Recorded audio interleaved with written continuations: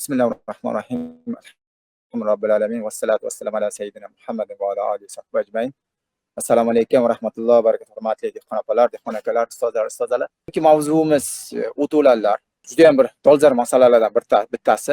Biz o'tovlarni ko'pincha o'zimizga bir xalaqit beradigan, yo biz uchun dushman, yo bizni ishimizni orqaga suradigan, yo bizga ziyon yetkazadigan qatori qabul qilamiz. Biroq uni teskari yog'i ham bor. Hali ruslarda gap bor. Tangani ikkinchi tomoni ham bor deydi. Agar biz o'shani to'liq qabul qilsak, to'g'ri qabul qilsak, Alloh taolo bizga bu o'tovlarni ne'mat qilib bergan. Juda ham katta foydali bir mahsulot qatori berganda bizga. O'sha uchun hikmat shuki, o'tovlar yo'qolmaydi. Biz yo'qotishga harakat qilsak ham yo'qolmaydi. Biroq afsuski, biz inson ekanmiz, u narsalarni to'g'ri qabul qilmay, undan yo'qotishdi, undan umuman forig' bo'lishga harakat qilib, har xil keraksiz narsalar bilan urinamiz. Har xil dorilar yo boshqa narsalar bilan harakat qilamiz, biroq ziyoni bor ekan. Biz o'zimiz yaratgan narsa bizda o'zimizga katta ziyon ekanda. Masalan, o'tovlarni dorilar bilan harakat qilamiz, dorilagan zelik deymiz, yo bo'lmasa uragan deymiz, yo mashinaga o'xshagan dorilarni sepamizda, biroq afsuski o'zimizga o'zimiz ziyon qilamiz. Hozirgi zamonda ko'ryapsizlar, mana sholilarni, bodring yo bo'lmasa sabzi piyozlarni asosan qizilchalarni, arpa, bug'doylarni shunday o'tovlarni yo'qotadigan dorilar bilan dorilab juda ham katta ziyonlar yetkazamiz-da o'zimizga. Bu rezavor sohada nima aloqasi bor? Rezavor sohaga nima daxli bor o'tovlarni desak, asosiy bizni qiladigan ishimiz rezavorlarimizni, ya'ni malina, qulupni, yejivika, simorodinlarimizni o'tovlardan tozalash maqsad. Men nima uchun darrov ma'lumotni boshladim? Sababi ustozimiz xabar berdilar, Nasriddin. Ozroq kechikib qolaman aka. Sizlardan boshqa mana bu shu darslarda qatnashayotgan dehqonlarimizdan faqat iltimos, mana shu berilayotgan har bir ma'lumotni iloji boricha yozib borsangizlar yoki eslab borsangizlar yoki mana shu har bir berilayotgan ma'lumot yuzasidan izlanish olib borsangizlar. YouTube'larda nima deyilgan, boshqa kitoblarda nima deyilgan, boshqa ustozlar nima degan bu haqida izlab borsangizlar, inshaalloh keyin qilayotgan ishlaringiz juda ham qo'l keladi. Agar Nasriddin tayyor bo'lsangiz, bismillah deb darsimizni boshlasangiz, yaxshimisiz? Yaxshi kelib oldingizmi? Assalomu alaykum Ahmad. Alhamdulillah, yaxshimisiz?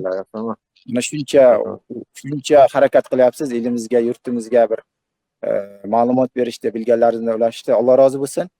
Alloh bir kun safimizga ko'plagan ustozlarimizni qo'shib, mana shu davralarimiz keng bo'lib, millatimizga, yurtimizga, umuman O'rta Osiyoni dehqonlari yig'ilib, bizda masalan bizda ham Qirg'izistonda juda ham katta dehqonlar ko'p. Inshaalloh balkim ustozlarni ham taklif qilamiz darslarimizga. O'sha barcha O'rta Osiyo ustozlarimiz mana shu musulmonlarda rezavor sohasida xuddi mana Rossiya, Ukraina deb nomi chiqib, Belorussiya deydi-ku, o'sha bir to'da bo'lib. Biz ham xuddi shunday O'zbekiston, Qirg'iziston, Qozog'iston, Tojikiston deganni bir ishlar olib boraylik inshaalloh. Bismillah, sizga so'z beraylik. Inshaalloh ishlaringizni Alloh yengil qilsin va manfaatli qilsin. Assalomu alaykum. Mana bir varaqli gutpa, sog'lig'inglar yaxshi. Uzr ozgina kutib qoldik. Sababi bizga bog'liq bo'lmagan ishlar bo'lib qoldi. Biroq kutib qolish shuning uchun boshlamadik. Darsimiz avvalida aytib o'tib ketamiz. Biz bu narsaga endi auditoriyani holatini, ilmini, saviyasini hisobga olib, imkon qadar soddaroq tushuntirishga harakat qilamiz. Hamma o'zidagi o'tovlarga qiziqadi. Masalan, kimdadir nima bo'ladi? Ajra bo'ladi, kimdadir o'g'ma, kimdadir salom alaykum, kimdadir zarpecha, kimdadir qamish. Eng ko'p muammoli bo'ladigan narsalar shu qolgan o'tovlarni yo'qotish unaqa qiyin emas. Shuning uchun biz asosiy e'tiborlarimizni shu 4 ta 5 ta o'tosumlilarga qaratganmiz. Xudo xolasa bularda imkon qadar sizlarga yechimini aytishga harakat qilamiz. Endi birinchisi bu begona o'tlar.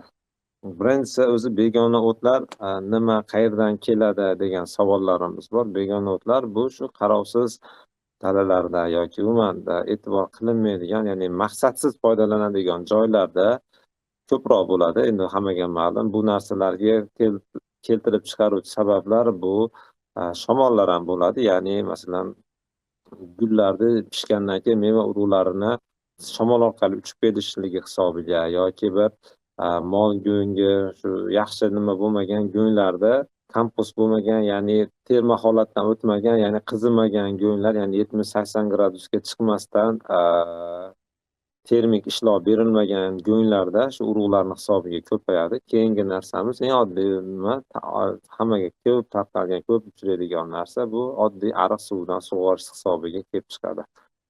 Endi biz bu go'nglar nimalarda oldini olish, yo'qotishdan ko'ra oldini olish juda oson. Shuning uchun biz masalan o'zimizni praktikamizda, o'zimiz yo'nalishimizga ko'proq shu narsaga urg'u berganmiz. Ya'ni profilaktikasiga ko'proq e'tibor qaratganmiz. Shuning uchun bularga kimyoviy ishlovlarga e'tiborimizni kam qaratganmiz, to'g'risi. Shuning uchun bizdagi asosiy narsamiz gerbitsidlar deyiladi. Bu kimyoviy usul bilan ishlovchi preparatlar bu zooaptekalarda yoki veterinar aptekalarda bo'ladi. Endi bu gerbitsidlarda o'zi turlari bo'ladi. Birinchisi umumiy ta'sir qiluvchi va keyingisi maqsadli, ya'ni tanlab ta'sir qiladigan. Bu tanlab ta'sir qiladiganlari ko'proq shu yoki maxsus zakaz bilan chiqadi yoki ko'proq sanoat miqyosida, ya'ni nimaga, paxtaga, g'allaga, sholiga, shu sanoat ekinlariga yo'naltirilgan bo'ladi va shunga o'xshash boshqa nimalarga ham imino chiqarib beriladi. Bularni turiga yana bo'linadi, sistemli bo'ladi yoki kontaktli bo'ladi. Sistemli bu shu tomir orqali oziq ovqati boradi, ya'ni tomirdan boradi, o'simlikni quritadi. Ildizdan borib quritadi. Endi kontaktli degani bu ko'proq shu turka sepish orqali bevosita dori o'simlikda tana qismlariga tekkandan keyin ta'sir qiladi. Shu tomonlama ularda plyus va minus tomonlari bor. Ularni ham aytib o'tib ketamiz. Bizda O'zbekistonda masalan men nimani tavsiya qilaman? Aytadigan narsamiz hammasiga shu profilaktikasini qilish yaxshi effekt beradi. Chunki bu gerbitsidlarni qo'llagandan keyin lekin choralari, buni profilaktik choralar qilinmaydigan bo'lsa, uzoq 2 haftadan keyin yana boshqatdan o'sib chiqaveradi. Ya'ni nimaga? Ariqdan sug'oradigan bo'lsa, yana boshqatdan har sug'organda yana boshqatdan shu joyga urug'larni olib kelib, masalan, g'umay, kurma yoki bir boshqa o'simliklarda urug'lari keladi, yana boshqatdan o'sib chiqaveradi. Hech qanaqa muammo emas haligi qayta o'sib chiqishligi. Shuning uchun bu kurash maqsadli, sistemali bo'lishi kerak, kombinatsion. Agarki sizlar yeringlarda masalan bo'ladi, g'umaymida misol uchun ajriqmida bo'ladigan bo'lsa, men tavsiya qiladigani shu marinazorlarga qaratilgan bo'ladi hozirgi mavzum. Shuning uchun marinalarga tegishli deb o'tib ketaverasizlar. Dalalarimizda bo'ladi, misol uchun ekishdan oldin shunaqa narsa bo'ladiki, agarki xohlasanglar shu kontaktli usulda bo'ladi. Masalan, glifosfat kislotani, ya'ni kaliyli glifosfat kislota bo'ladi. Ko'proq bizda shu nom bilan dorilar chiqadi. Haligi boronmi degan kelgan, shunga o'xshagan nomlar bilan chiqadi. Bu 75%gacha bo'ladi, 50%, 48%dan boshlanadi.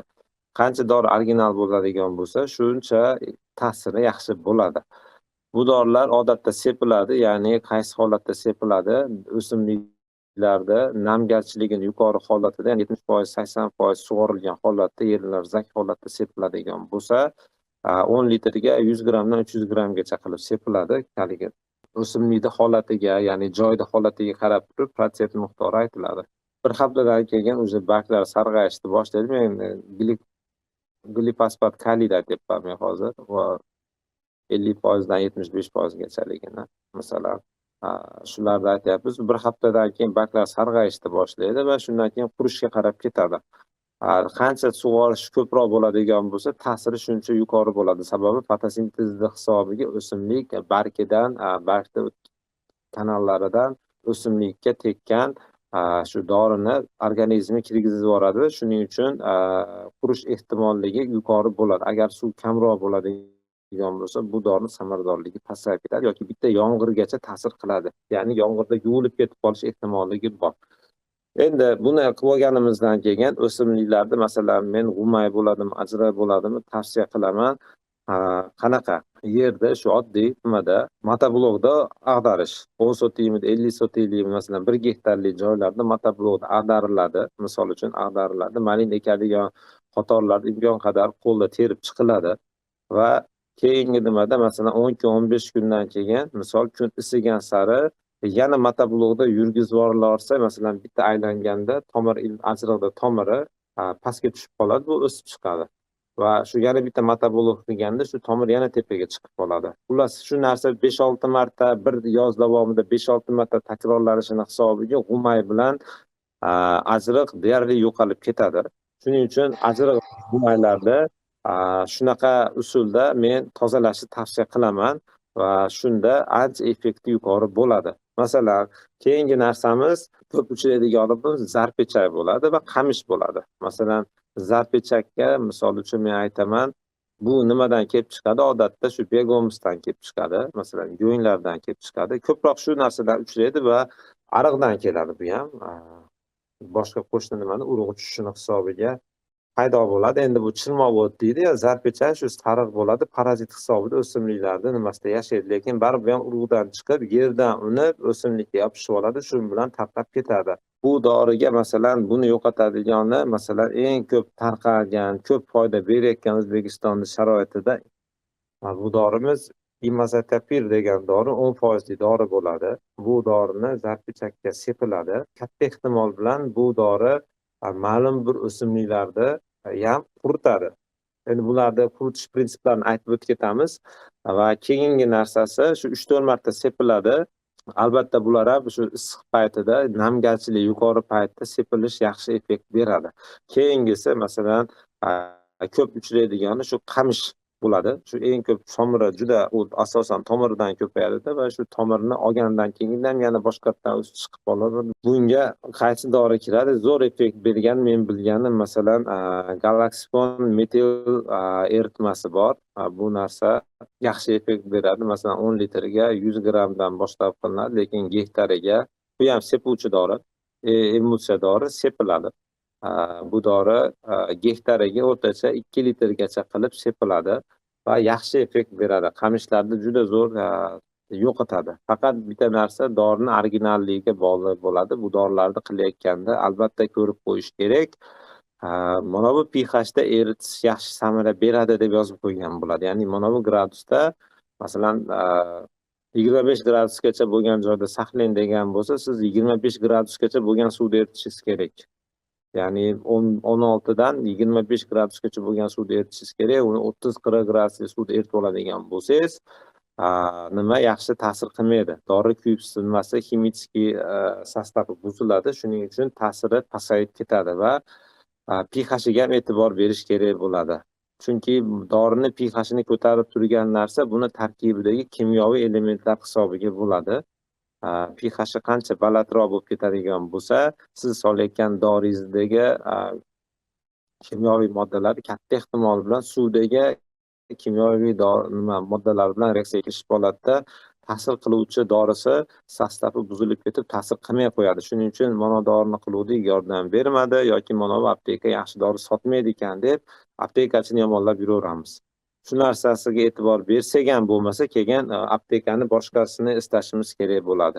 Tabiiy yo'llar ham bor. Masalan, 480 gramm uksusga, shu uyimizda turadigan xo'jalik uksusiga, sirka kislota deydimi, shunga o'xshagan uksusning kislotaga 140 gramm oddiy osh tuzi va shu 2-3 gramm birikkalinaka kubikda feriymi shunga o'xshagan gellarda 110 litrga aralashtirib turib sepish ham yaxshi effekt beradi. Misol uy sharoitida qilishga bo'ladigan bo'lsa, faqat bularda sepuvchi dorilarda agarki butun o'simlikka qarshi bo'ladigan, ya'ni umumiy ta'sir qiluvchi bo'lmaydigan bo'lsa, ularda hammasini sepish tavsiya qilinadi. Ya'ni o'simlikni yovvoyi o'tlarni yuzasiga sepish tavsiya qilinadi. O'zimizda mana shu malinamizda nimalariga, barglariga tekkizmagan holatda.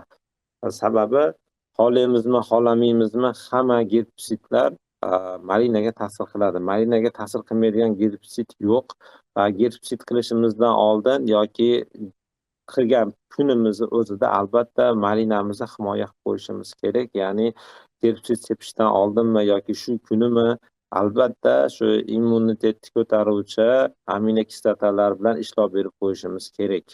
Chunki antistress dorilarni berib qo'yishimiz kerak va ko'proq sug'orib qo'yishimiz kerak malinamiz o'ziga. Shunda xudo xolasa mana bu antistress dorilarimiz sababli avvalo xudo mana bu gerbitsidlar nimasi ta'sir qilish foizi ancha kamroq bo'ladi. Bu narsani tushuninglar. Masalan, sistemli dorilar bo'ladigan bo'lsa, ya'ni tomirdan yerga eritib jo'natiladigan bo'ladigan bo'lsa, bu dorilarimizni malinalarni birinchi yil ekkan yilimizga qo'llamaslikka.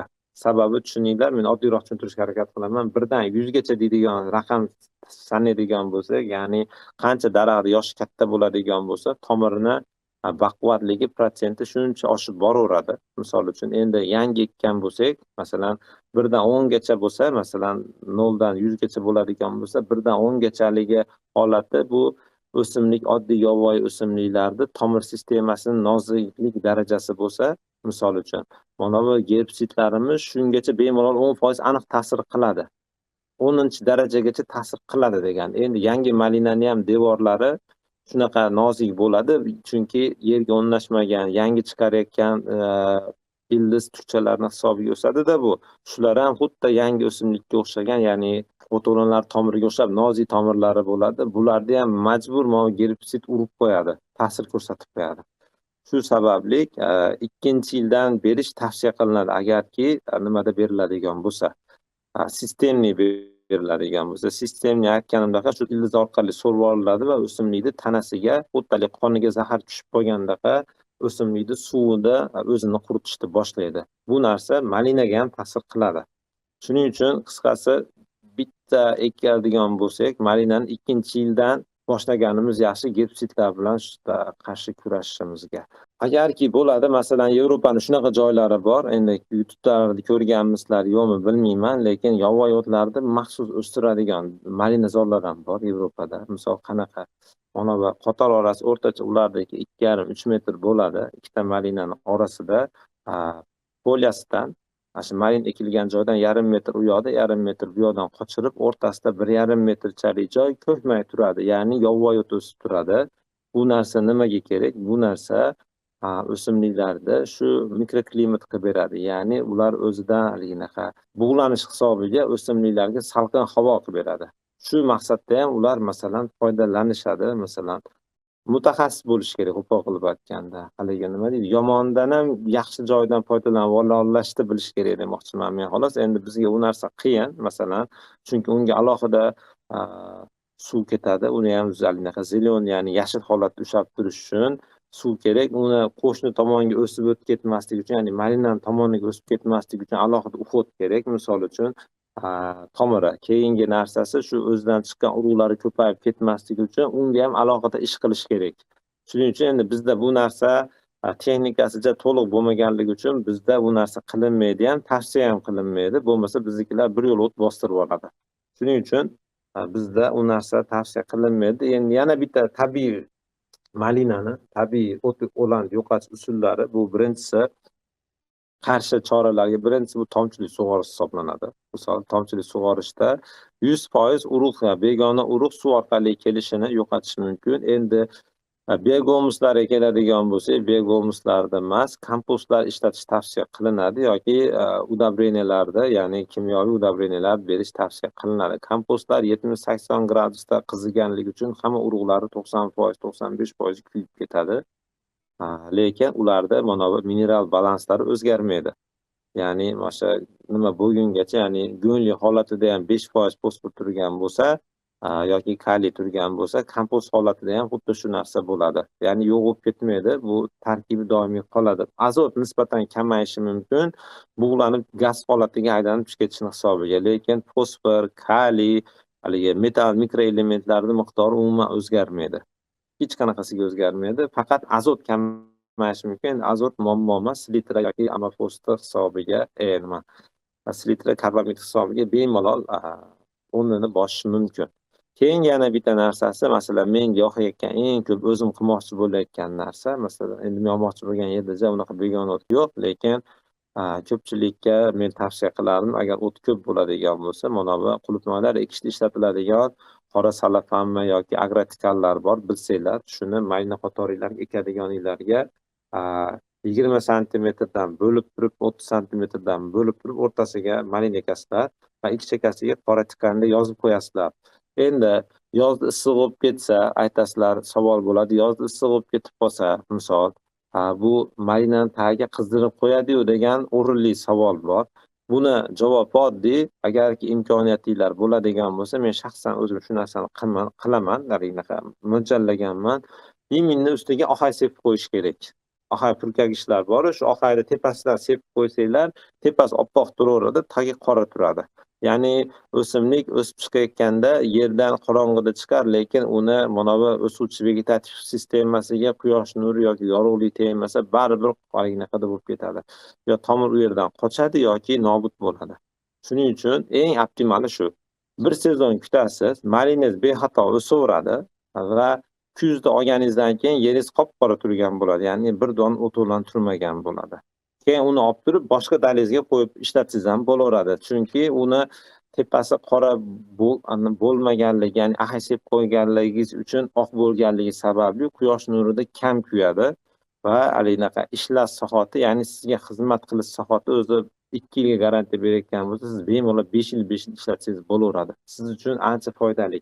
Mana bu endi bu yog'i 30 santimetr bo'lgandan keyin, ya'ni ikkita polyani orasini, yana aytganimdaqa shu malinez o'sib olgungacha shu yoz oylarida chanqatib, ya'ni rosa kun isigan paytda bitta motoblokda yurgizib borsangiz, tomirini terish ham shart emasda, bitta motoblokda yurgizib borsangiz, bo'ldi, o'sha tomirini 80% qurib ketadi. Yana o'sha 15 kun, 20 kundan keyin yana boshqatdan o'sib chiqadi. Yana bir marta yurgizib borasiz. Xullas kuzgacha 4-5 marta yurgizib borsangiz, o'sha 100% mana bu nimadan qutulasiz. O'simlikdan 100% qutulasiz. Hali qo'lda biz ko'rganmiz, qo'lda chopib chiqib, aylantirib, hali ketmonlar chiqqan bilan bari qolib ketaveradi bu narsa. Yerda aylantirib tomirini tepaga chiqarib qo'yish hisobiga begona o'tlardan misol 100% haliginaqa qutulsanglar bo'ladi. Endi begona o'tlarning zararini mendan ko'ra yaxshiroq bilasizlar. Shu oziq moddalarda ovqatlanadigan bo'lib qoladi, qo'shimcha og'iz bo'lib qoladi. Bu yomon, qo'shimcha kasallik tarqatadi. Boshqa bir zararkunanda o'sim nimalarda, hasharotlarda o'zi yoqtirgan muhitda hisoblanadi. Ba'zi bir o'simliklar bo'ladi, qaysidir hasharotlar uchun hali ideal, optimal sharoitda yaratib beruvchi hisoblanadi. Qiladigan ishimiz oldini olish, birinchi ish. Oldini qanaqa qilinadi?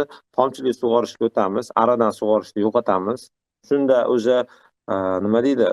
1000 toza dalizga 2 marta tashqaridan ariqdan sug'orsangiz, o'sha bo'ldi. O'sha birga bir o'sha nimaga yangitdan o'sib chiqaveradi. 1000 toza bo'lsa ham daliz. Keyingisi go'nglardan kelib chiqadi. Go'nglarni shuning uchun tavsiya qilinadi yoki baklarga solib, to'g'ridan to'g'ri emas, baklarga solib achitib olish. 1 hafta 10 kun achiydi go'nglar. O'sha qanaqadir suvlarda achiydi, bochkali suvlarda. Shunda bersanglar ham bo'ladi. Yoki kompost shaklida berish. Agar undan boshqa shaklda berg'omismi yoki o'zini nima deydi 10 yilmi, 5 yilmi chiritib qilasizmi, baribir boshqatdan o'ti bilan o'sib chiqaveradi. Sababi urug'larda yashash darajasi 20 yildan 30 yilgacha hisoblanadi o'rtacha. Shuning uchun urug'lar boshqatdan o'sib chiqaveradi. Ularga yaxshi muhitda kutib yashaveradi. Endi bizda ko'p masalan uragan, esimga keldi, uragan kelgan, tayfunmi, to'fonmi degan dorilarimiz bor. Bu ko'proq mana shu kontaktli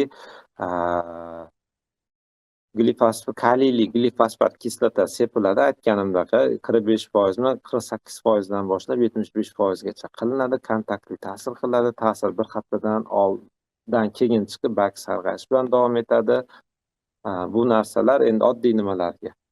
Endi yana bitta o't o'simliklarimiz bor. O'sha ko'p yillik bilan o'sha 1 yillik o't o'simliklarimiz bor. Bularga masalan ko'p yilliklariga o'sha salom alaykum, ajriq, g'uma, shunga o'xshagan qamish shular aytildi. Keyingisi mana bu moq qo'ydan go'ngidan kelib qoladigan yo suvlardan oqib kelib qoladigan 1 yillik o't o'lanlar bo'ladi. Masalan, semiz o'tmida, boshqamida. Bularda nimasi shu bitta chopig'idan keyin o'z-o'zidan yo'qolib ketadi. Faqat chopiqda qachon qilish kerak? O'simlik gullagungacha. Gullab o'sha meva tashlab qo'ygan bo'lsa, o'sha yana boshqatdan haliginaqa o'sib chiqaveradi. Qamishlarga masalan, zarpichaylarga ham dorilarni aytdik. Masalan, qamishlarga masalan galaksifon kislotasi misol uchun bu ta'sir qiladi. Keyin zarpichakka yaxshi ta'sir qiladigani shu chirmoq o't deydi, sariq. Imoseptepir 10% eritmasi yaxshi ta'sir qiladi. Endi gruppa shu narsani tushuninglar. Men imkon qadar oddiyroq gapirishga harakat qildim. Endi shu narsa bo'yicha savollaringlar bo'ladigan bo'lsa, eng javob bera olmayman. Bu haligi nima deydi? Asosiy, bazaviy tavsiya qilinadigan narsalar. Assalomu alaykum. Assalomu alaykum. Nasriddin Tubsiz. Rahmat, Xudoga shukr. Ha, menda bitta savol bor edi. Xullas, ozgina qiladigan joyimizda g'o'may o'simligi bor. G'o'may bilan ozgina ajriq bor. Shunga qanaqa dori ishlatsak bo'ladi? Shuni bir aytib Aka, o'tsangiz. nimaga ekmoqchisiz uni? Malina ekmoqchimiz. Malina uchunmi? Malina Ha? ekkanmisiz, yo'qmi? Malina ekkanmiz, hozir endi yana ekadigan joyimizda shu g'o'may bor-da, ajriq bilan. Hop.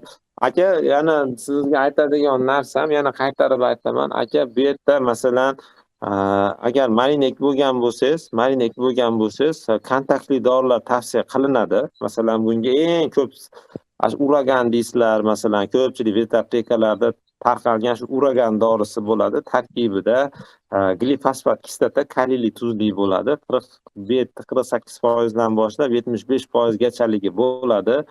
Masalan, shuni sepsa, ya'ni o'simlik o'ziga sepsa ta'sir qiladi deyiladi. Lekin aka, men tavsiyam shu joylarda chopiq qilib yo'qotish eng zo'r samara beradi aka. Va bu chopiq qilib yo'qotish va keyingisi tomchilik sug'orish. Agar ariqdan sug'oradigan bo'lsangiz, marinalaringiz ariqdan sug'oradigan bo'lsangiz, keyingi haftadan keyin yana boshqatdan o'sib chiqaveradi. Sababi g'umay shunaqaki, ko'payish usullari bo'ladi. G'umay ham kurmagi bilan ham ko'payadi aka, poyasi bilan ham ko'payadi, ham nimasidan ham, ildizi bilan ham ko'payadi. Shu uchta yo'li bilan zo'r ko'payadi g'umay. Endi ajrig'i endi ma'lum, ko'proq shu nimasidan, urug'i ham xuddi shu urug'i bilan ham ko'payadi. Ikkovi bir xil nimada ko'payadi. Shuning uchun aka, uni agarki siz ariqdan sug'oradigan bo'lsangiz, uni ming nima qilsangiz ham yo'qolmaydi. Birinchi tomchilikka o'tkazasiz dalingizni. Tomchilikka o'tkazasiz, keyin chopiq yaxshi ta'sir qiladi aka. 2 marta, 3 marta chopiq qilsangiz, 2 marta, 3 marta ham marinangizga ham foyda, misol ham nimangizga ham foyda aka. Yeringizni umumiy strukturasiga ham foyda, ham mana har issiqda bo'lganligi uchun tomirlaringiz tepaga uni terib olish shart emas aka. Terib olsangiz yana tezroq qutulasiz. Agar termaydigan bo'lsangiz ham misol, shuni chopib o'ntarsangiz, haligi tomirlar optoga chiqib qoladida tez qurib ketadi aka. Chunki mana g'umayni tomiriga issiqdan ko'ra yomonroq ta'sir qiladigan narsa yo'q aka. Tez qurib qoladi. Chunki g'umay tomiri rosa suvli-da, va kartoshkaga o'xshagan bo'ladi aka. Tez qurib qoladi. Ha, rahmat. Assalomu alaykum domla. Tugadim. Alaykum assalom, assalomu alaykum hammaga. Endi o'rtalikdiku, o'sha siz aytgandek, motoblok bilan haydab yo'qotish oson. Biroq ekilgan bo'lsa, endi yangi ekilganlardiku, o'sha siz aytgan chopib yo'q qiladi. Ekilgan, haligi o'zingizga bilgandek bir qator malina turibdi, malinani tagidan chiqib kelayotganlardi. O'sha hozir kaliyli glifosfat sepsak, nimaga malinani o'ziga zarar qilmaydimi? Zarar qiladi. Buning uchun malinaga antistres dorilarni sepib olib, qanaqa bo'lsa ham, nima deydi, malinani tayyorlab olish kerak. Lekin eng zo'ri bir marta xarajat qilasiz, mana agrotikanda eng arzonini olib turib, bitta olib anaqa ham mulchani ham vazifasini bajaradi, namlikni ham ushlab turadi, ham ustiga bir qator ahay sepib boradigan bo'lsangiz, gilonikka qutulasiz. Agrospan ustidan sepiladimi ohak? Ohak agrospan ustidan sepiladimi? Ha, agrospan, chunki agrospan usti qora-da, ichi ham qora, orqasi ham, oldi ham qora. Qora masalan bizda ko'pchilik qulupnoy ham ekmayapti bilmasdan. Bu qish oylarida yaxshi bo'ladi, issiqlik tortadi. Yozda masalan Yevropa ekadi, u Yevropaniki bilan bizda farqi bor, issiq o'ziga ko'p tortgani uchun quritib yuboradi. Shu sababli uni ustidan ohay sepib qo'yadigan bo'lsangiz, u qora unga ta'sir qilmaydi, ya'ni tagidagi qora bemalol o'simlikni o'stirmaydi. Shuni olib turib bemalol 2-3 yillab, 5-6 yillab boshqa dalalaringizga, boshqa qatorlaringizga 1 yil buni yo'qotib olsangiz, 2-yil boshqa dalangizga qo'yib yo'qotsangiz bo'laveradi. Ekmoqchi bo'layotgan dalangizga ham. Rahmat katta. Salomat bo'ling. Bu haligindaqa bitta sarf xarajatdir, lekin bunday hisoblaydigan bo'lsanglar, bitta chopig'ida pulidan ham arzon tushadi. Bu endi o'zingizlar bunday hisoblab ko'rsanglar ham chiqadi. Chunki agrotikanda hali kачественныйsini olish shart emas, oddiy qorasini olib qo'yasizlar, eng arzonini. Ustidan ahay sepib qo'yasizlar, bo'ldi. u o'simlikka ham unaqacha ta'siri yo'q. Asha birinchi qo'yib turib, asha maynelarni ekib olgan bo'lsanglar, shu o'rtasini ikki chekkasiga 5 santimetr orasini ochib qo'ysanglar bo'ldi. Asha ahayni tashlash nimani agrotikanni qo'yib, ahayni sepib olsanglar, qop-qoraning ustini oppoq qilib qo'ysanglar, o'zi bo'ldi. Orasidan chiqib olsa, hech qanaqa nimasi yo'q. O'simlikka zarari yo'q bu narsani. Zebo opa savol beraman dedi. Assalomu alaykum. Alaykum assalom. Qizlarni men ham shu yil juda ham malinaga qiziqib qoldim. O'zim o'qituvchiman. Meni yerimiz, yarim gektar yerimiz bor edi, juda qamish ko'pda. Men ham shu 100 ta ejevika, 100 ta malina ekdim. Shunga o'ylanib o'tiribman, qanday baligi qilaman deb. Qamish juda ko'p. Men ham endi dori sepib yo'q qilsammi yoki siz aytganday bo'ynagi agro nima dedingiz, shu bilan Yo'q, shuni opa yo'q, to'xtab turing. U nimangizga, qamishingizga bu yaxshi effekt bermaydi aya. Eshib Bu chiqib ketadi. azriqqa, g'umakka, mana mayda chuyda 1 yillik va ko'p yillik nima deydi, begona o'tlarga yaxshi xos nima beradi. Masalan, bu narsa men sizga aytayotgan agrotikan qo'yishlarimiz bu chirmoqga, qamishga effekt bermaydi umuman. Bu chirmoqga xohlaysizmi, xohlamaysizmi yo shu malinez bilan kechib va urib yuborasiz, yo'qotib yuborasiz yoki shu holatiga shu kimyoviy dorilar ishlatasiz. Masalan, metil galaksikon kislotasini, rastvorini masalan yarim gektar degan bo'lsangiz, siz malinezdan kechib qo'ysangiz ham bo'laveradi endi yoki bir nima deydi? Marinezni bir kuzda tagidan kesib olib turib, masalan oktyabrda tagidan kesib olib turib, bir qator shu galaksikonni sepib olsangiz ham bo'laveradi. Marinezda tagi yerda qolganligi uchun, tepa qismida qamish bo'lganligi uchun yaxshi effekt beradi galaksikon kislota. Galaksikon metil eritmasi kislota deb adashtirib boryapman. Shu narsa yaxshi effekt beradi. Endi qolganiga bo'ladigan bo'lsa, nima deydi? Yeringizni aylantirib ko'p nima qilib yuborishingiz kerak. Yoki traktorda yoki motoblogda ko'p aylantirishingiz kerak bo'ladi. Shunda yo'qoladi. Opajon savol. U o'sha yeringizda suv qancha darajada yaqin yer yuziga? yerimizda haligi yo'l atroflarimiz zabirda suv oqadi. Где-то bir 4 metr pastlikda zabir suv oqadi. Bu narsa haligi juda ko'p emas, u qandaydir oraliq chiziqda, bir oraliqda qamish yo'lak o'tganda o'sha ko'payib ketadi keyin. Agar yerda ostida suv bo'lsa, doimiy suv tursa, atrofidan bir drenaj qilib qozdirib yuboringizlar. O'sha yer suvi yerga singib oqib ketsin. Birinchidan, ikkinchidan qamish, tikanaklar, boyaniki yantoq, bular o'sha yerlar juda ham holsiz. Qarasangiz o'shalar atrofiga boshqa o'tovlar chiqmaydi, o'sha qamishdan boshqa, to'g'rimi? Kam chiqsa ham. Ha, shunday. Nima uchunki sizda yeringiz juda ham oriq, bu yoqqa iloji boricha go'ngladan yaxshilab solib, boshqa qilsangiz o'sha boshqa o'tovlar hisobida ham o'sha qamishda yo'qoladi. Darrov yo'qolmasa ham sekin-sekin yo'qoladi. Mana keyin Nasriddin aytgan dorilarni bizda qanday qiladi deb, bizga shpriska olib imенно o'sha qamishlarga ukol qilib chiqadi-da. Sababi malinalarga ziyon yetmasin. Bor bizda ham o'shanday joylar. Mana shunday usullar bilan harakat qilasiz. Doimiy ishlov berish. Deylik, bir yilda siz yo'qda, birinchi yilda o'zida, birinchi yil. Yo'q deganda 4-5 marta haydaysiz-da. O'sha uchun bu qamish, g'umoy, bu nimalar, chirmoqlar o'zi keyin yo'qib ketadi. Va ustoz aytmaydimi, malinani ostini nima qilamiz? Birinchi yil ozmas qiynalasiz, malina katta bo'ladi. O'zi ikkinchi yildan malinalarni o'zi o'tib oladi. Bu tikon ham, boshqasi ham chiqmaydi. Malinalarni o'zi nima qilib tashlaydi. To'g'ri, endi sal malina ko'tarilguncha 1-2 marta o'tab qo'yasiz, biroq keyin malinalarni o'zi yaxshi bo'ladi. Bizda malinamizda osti oppoq turadi doim. Xo'p, rahmat tavsiyalaringizga. Assalomu alaykum. Va alaykum assalom va rahmatulloh. Men Qirg'izistondan, otim Rashid. Rashid aka bilamiz, xabarimiz bor. Agronom. Bilasizmi?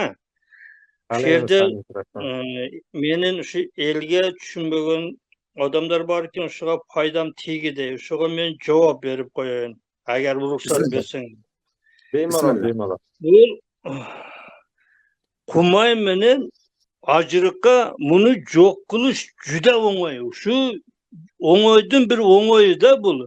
Qirg'izistonda Mirzo bilsang kerak, zelek degan dori bor. Super zilik bor, bilim. Zelek. Shuni şu bir qarış bo'longa cheyin chachib qo'yinglar zelekni. Darsa udan büyük o'sgandan keyin ham oladi ona qumaydi zelek. Shu bilg'itib chiritib beradi. O'sha sapsam yo'q qilib qo'yadi. Shu ichim bilg'it tomirga cheyin sostib, prям водянистый qilib chiritib qo'yadi. Uragan masalan maylidan arasiga tushib, narxi maylinaga teganda ol quratadi. Sapsam malinani da quratib qo'yadi. Az zelek malinaga вообще ishteki alkinda qilmaydi. Ol только yine jalburaqtularga deyishdi-da. Rashid tog'a, rahmat. Masalan, siz aytayotgan zelek dorisini, masalan, bu zavod nomi, lekin haqiqiy nomini men hozir aytib o'tib ketdim. Bu Galaxifon metil eritmasi hisoblanadi, 10%lik. Men bu dorini aytib o'tib ketdim. Shu dori, masalan, men ko'proq aytdim. Shu siz aytayotgan zelek dori bilan men aytayotgan Galaxifon 10%lik dori, metil eritmasi birga bir dori. Misol uchun deganim, bu dorini men ko'proq aytayotganim qamishlarga ko'proq ta'sir qiladi deganimiz sababi, bu dori o'zida tuz to'plash xususiyati bor. Shuning uchun men bu dorini faqat qamishi bor joylar uchun aytdim xolos. Lekin mana bu g'umaylarda boshqalarga bu yana meni fikrim, kim xohlasa masalan anaqa qilaveradi. Bemalol foydalansa bo'laveradi bu narsani, lekin men aytmoqchi bo'lganim, g'umaylarda yo'qotish uchun eng zo'ri shu chopiq yo'li hisoblanadi. Zelek shu masalan bizda O'zbekistonda shu zelek deb nomini topa olmasanglar, men gruppaga yozib qo'yaman. Galaxifon metil eritmasi bu. Shuni bunday ko'rsatsanglar, Lyuboy aptekada bemalol shuni masalan bu zelek qayerda ishlab chiqarilishini bilmayman. Masalan, Italiyan dorisi bo'lsa, Germaniyada yoki bir Rossiyada yoki bir boshqa joylarda boshqa nom bilan chiqishi mumkin, lekin tarkibi bitta. Shu domla aytgandaqa, tojik aytgandaqa bemalol ishlatsanglar bo'ladi bu dorini. Assalomu alaykum. Alaykum assalom, Sirojniki. Zelek, guval men ishlatganman bularni o'tga qarshi. Har qanday o'tni aytganday, Hoji akamiz aytganday oladi haqiqatdan. Malinada emas, piyozga sinaymiz. Bizda har doim piyozga sepiladi u narsa. Uzog'i 60 kun ishlaydi. Uzog'i 60 kun. Men o'zimda sinaganim 40-50 kundan oshgandan keyin o'sha qurigan o'tni o'zi ildizi kirib ketmadi. Nisbatan qoldi. 50 ga 50 ketgan bo'lsa 50% qoldi. Qolgan ildizdan qayta o'sib kelgan o't undan battar baquvvat kuchli o'sib keldi. Gerbitsiddan foydalanish ham yerda unumdorligini pasaytirib beradi, ham o'simlikni baribir o'sishdan bir sirama to'xtatib oladi. Har qanday gerbitsid shunday. O'tga qarshi har qanday dorini sinab ko'rganman men o'zim ham. Malina emas, boshqa ekinlarga sinaganman, lekin hammasi to'xtatadi. Yerda yuza qismidagi unumdorlik nimasini ham ancha pasaytirib qo'yadi.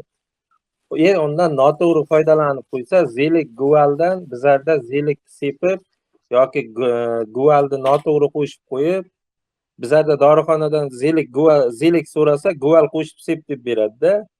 Necha foizdir qo'shib beradi, lekin noto'g'ri sepishni nimasidan ko'pchilik ekinni rasvo qilib qo'yadi. Shuning uchunki biz o'zimizni auditoriyamizdan kelib chiqib turib, o'zimizni holatimizni bilganligimiz uchun tavsiyamizni shu chopiqqa qaratinglar deb turib aytyapmiz.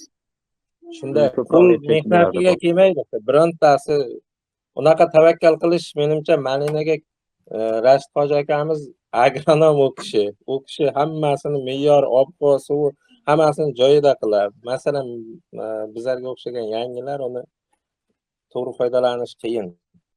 Yantoqni qanday yo'qotsak bo'ladi deb ikkita savol bo'lgan ekan. Yantoq aytganimizdek, o'sha ariq yig'larga ko'p o'sib chiqadi. Juda ham masalan olis vaqtlardan beri ishlov berilmagan yillarga ko'p o'sib chiqadi. Yantoqni tomiri aytiladiki 20 metrgacha ketadi. Uni yo'qotish qiyin bo'ladi deydi. Biroq yo'qotish yo'llaridan eng osoni mana shu yantoqni gullagungacha yo butanizatsiya deydiki, o'shangachayin tez chopib turish kerak. Iloji bo'lsa chuqurroq qozib chopib turish kerak. Keyin nam vaqtida ham mana endi yerdan chiqib keladi, kichkina vaqt. O'sha vaqtda ham tez chopib turish kerak. Iloji bo'lsa agar mulchi qilsa ham yaxshi bo'ladi. Chiqmay o'sha yo'q bo'ladi. Mana mulchi agrotikam bilan yo somonlar bilan, o'to'lar bilan qilsa ham bo'ladi. Uni har xil ximikat dorilar bilan qilish opasni, chunki tomiri juda ketadi, uni yo'qotish qiyin. O'sha uchun bir qancha yil mobaynida sabr bilan mana shunday tez yerdan chiqdimi chopib turish kerak. Tez yerdan chiqdimi chopib turish kerak. O'shandagina inshaalloh mana yantoqlar yo'qoladi. Endi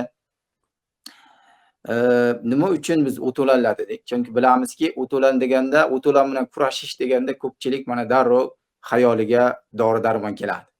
Dehqon opa, dehqon akalar, xayolimizga dori-darmon keladi. Bizda asosiy maqsadimiz ertaga inshaalloh mana avvalosi shu mevani o'zimiz yeymiz. Mana hammamiz bilamiz, mana shu yerda ko'p hammamiz malina bilan ishlasak, malina ozuqalarni o'ziga tez so'ruvchi. Bilasizlar. Demak, u tez so'rgandan keyin nafaqat ozuqani, mana unga o'xshagan kimyoviy moddalarni ham tez so'radi o'zi. Demak, mana biz alhamdulillah dehqonchilikka asosiy kirishganimiz 2021 bo'lsa, mana shu dehqonchilikka kirishganimiz bo'lsak, to'g'ri birinchi yil ozroq qiynaldik. Biroq hali shu kungachayin malinalarning ichiga uragan, zelik va boshqalarni umuman qo'llab ko'rmadik. To'g'ri, dalamizni atrofiga qo'lladik, sabab vaqtimiz bo'lmadi. Dalamiz ko'payib ketdi, uni doimo o'rib turganga vaqtimiz bo'lmadi. Atrofga qo'lladik. Malinani o'rtasiga emas. Malinani o'rtasini iloji boricha motoblok va motoblok. Endi kichkina yerlar bo'lsa, qo'l bilan o'talish kerak. Dori-darmonga harakat qilmaysizlar. Sababi u dorilar yerda juda ko'p miqdor vaqtda turadi. Mana Yevropalarda ekologik toza mahsulot deganda 3 yillik sopa tekshiradi ular. Bitta dori yerga tushganda 3 yilgachayin nima qiladi? Yerda o'zini nimasini ushlab turadi. Ekin ekdingizmi, ekin o'ziga so'rib oladi. O'sha uchun iloji boricha maksimal harakat qilingizlar. Umuman oziq mana shunday dori-darmon bilan ishlamagan. Bizda yana bir dori bor. Stomp deydi nomini. Tayyorlaganda sap-sariq bo'ladi. U ekinlar chiqmasdan erta bahor asosan sabzida qo'llayapti. Keyin mana bu haydalgan, shudgarlangan yer qizib turgan payti, masalan avgust, sentyabr, iyul, avgust oylari qulupna ekmoqchi kimdir agatini olyapti yoki juyak qilyapti. O'sha narsani suvdan oldin stompni yerga, shunday quruq yerga sepib chiqadi. O'rtacha 70-80 kungacha o'tni chiqarmasdan ushlab turadi. Men o'zim qulupnaga shu yil ozgina joyga sinab ko'rdim. Haqiqatan o't chiqqan yo'q, tuxumdan chiqaydigan o'tlar chiqmaydi. Faqat ildizdan chiqaydigan o'lmagan ildizlarni ushlamaydi. Alloh taolo sizni nima uchun bu mavzu sizga berildi? Nima uchun? Har narsada Allohning bir hikmati bor. Mana shunday dorilar o'simliklarga singaversada, biz o'sha o'simliklardan nima qilsak, iste'mol qilsak, ertaga bizni organizmimizga ta'siri bormi? Onkologik vrach qatori siz nima deb ayta olasiz? Aka, men bu narsaga oddiy ochiq qarayman. Qanaqa meditsinada o'zi hamma narsada me'yor degan narsa bor. Masalan, hamma narsani me'yori yaxshi. Masalan, ko'pchilik aytadi, ilonni zahri yomon, chayonni zahri yomon deydi. Misol uchun. Bu masalan aytiladi, lekin uni grammi 16-15 million dollargacha sotiladi. Nimaga? Sababi uni olib turib immuniy meditsinaga ishlatiladi. Meditsinada shuni har bitta odam uchun me'yorida qo'llaniladigan bo'lsa, dori hisoblanadi. Me'yordan oshirib, masalan, suv ichadigan bo'lsa, oddiy foydali ovqat yeydigan bo'lsa ham zarar. Misol uchun.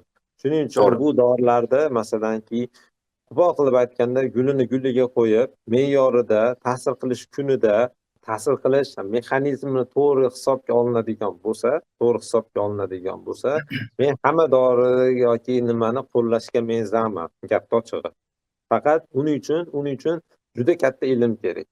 Akalar, opalar, immuniy savol bo'lsa, dorini nomma-nom beringlar, immuniy ko'katni nomini aytinglar, biz sizlarga ham dori nomi bo'yicha ham ko'rsatma beraveramiz chuqurlashtirilgan holatda va haligi o'zimiz oddiy nima deydi qo'l bola metodda ham aytaveramiz dedik. Hozir har bittasini masalan zalik eritmasi, Galaxy Phone M metil eritmasini alohida aytsak, misol izometafirni aytsak, kimyoviy formulalarigacha aytib berishni bilamizda misol. Lekin bu narsa auditoriyaga qiziq emas, tushunarsiz ham. Masalan, u narsani bemalol bitta agronommi, ximiyachi bilan bemalol gaplashib o'tira olamiz. Masalan, agarki bu dorilar faqat rak keltirib chiqaradigan bo'lsa, misol ko'pchilik aytadi, tarkibida mana dori bor ekan, bu rak keltirib chiqaradi ekan degan bir noo'rin narsalar bor. Bu dorilarni bilinglarki, o'z-o'zidan yaratilib aptekaga sotuvga qo'yilmaydi. Bu narsani hali davlat nazorati degan narsalar bo'ladi. Masalan, butun jahon sog'liqni saqlash nimalari, hali epidemiya, shunga o'xshagan nima deydi? Kasalliklarga qarshi kurash markazlari, xullas shunga qarshi hamma nimalar turadi, tekshiruvdan o'tadi. Ular aytadi, mana bu holatda, mana bu joyda qo'llaysizlar, mana buncha kutasizlar degan reglamentini yozib qo'yadi. Lyuboyga mon bitta dorini qilib zo'r o'tiradi degan nimani taktikani ular qabul qilmaydi. Imminno moncha soat ta'sir qiladi. Manaqa paytda qo'llaysizlar, mana bu narsani gruppasiga kiradi. Mana narsalarga mumkin emas, mana narsalarga mumkin deb aniq aytib qo'yiladi. Shundan keyin sizni do'koningizga sotishga ruxsat beriladi. Masalan, B58 da ko'p dorilarga, nimalarga zo'r effekt beradi. Badrin pomidorlarga ham zo'r effekt beriladi, lekin ular qo'llanilmaydi. Sababi uni organizmda turish kuni 2 oygacha-da. Masalan, badrin bo'ladi, ekilgan urug' ekilgan kundan keyin 40 kunda o'sha mevasi uzilib yeyiladi. Bunga B58 lar qilish mumkin emas. Lekin B58 badringa tushadigan hamma zarar kunandarni o'ldiradi. Misol, B58 ni sepib, badrinni tugagungacha dori sepmaysan desa ham to'g'ri gapda, lekin badrinni yeyish mumkin emas bunda. Chunki 40 kundan keyin badrinni tarkibida topiladi B58 moddasi. Shuning uchun imminnoy mana bu dori, mana bunga deb aytib o'tib ketiladi. Misol, o'sha mana normasidan oshirib bersak, biz ko'rganmiz. Berdisa boyanki 100 litr suvga 10 gram qo'shilsa, 100 gram qo'shilsa, odamlar 1 litrda qo'shib sochadi-da. Tezroq ta'sir qilsin. O'shanda o'simliklar o'ziga tarkibiga olsa, odamga ziyoni bo'ladimi yo sepilaverish kerakmi? Yo'q, aka bu 100% bo'ladi. Aytayapman, savolga javob hamma narsada me'yor foydali. Me'yor boshqaga ham, zarari ham nima aka? Me'yor foydali, xolos. Chunki biz ko'zimiz bilan bu narsani siz yoki men bilgan agronomlar o'ylab topmaganda bu narsani. Bu narsani u bitta odam umrini sarflab borgan kamida. Shu isbotlab 20 ta 30 ta olim chiqsa, unga gapiga qarshi 50 ta olim qarshi chiqqan. Shu 50 ta olimga shu olim gap to'g'riligini isbotlab berganligi uchun keyin bizda sotilyapti. Qo'pol qilib aytganda. Endi foydali tomonlari, masalan, o'to'lanlarni ozaytirish uchun yana boshqa o'to'lanlar bilan ham ozaytirish demak qilsak bo'ladi, kamaytirsak bo'ladi. So'zsiz dori bilan emas, fatseliya degan, garchitsa degan o'simliklar bor. Mana shularni sepib qo'ysak o'rtalariga, ana shu o'to'lanlarni ozayishga sabab bo'ladi. Ular ozroq ko'tarilgandan keyin, endi albatta kimda traktor bo'lsa, bir 30-40 santimetrga yetkazilsa yaxshi, foydasi ko'proq bo'ladi.